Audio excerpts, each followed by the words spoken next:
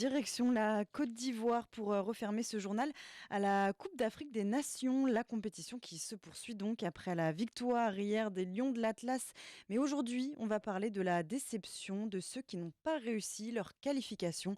On retrouve notre envoyé à San Pedro, Fouad El Anaoui. Ils sont venus avec des montagnes d'espoir. Ils sont repartis bredouilles, quittant la compétition par la petite porte. Les deux sélections maghrébines, l'Algérie et la Tunisie, ont une fois de plus déçu leurs supporters en quittant prématurément cette CAN ivoirienne dès le premier tour. Et la déception était immense, surtout pour les Fennecs. Couronnés en 2019, ils n'ont plus gagné de match depuis leur sacre sur le sol égyptien.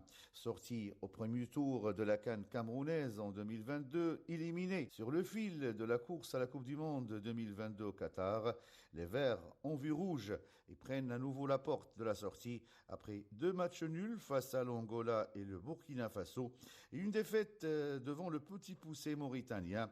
Un nouveau revers qui a éjecté Jamel Belmadi du banc de touche et replonge le foot algérien dans une nouvelle période de doute et désarroi.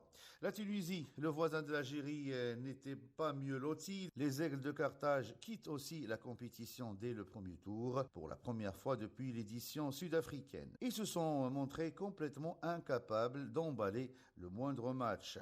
Autre déception, celle des Black Stars du Ghana qui n'ont pas pu briller lors de cette CAN. Battus sans gloire par le Cap-Vert lors du premier match, ils se sont tirés une balle dans les pieds lors du dernier match devant le Mozambique. Ils quittent ainsi la compétition la tête basse. Fouad Hannaoui, Saint Pedro en Côte d'Ivoire pour Média.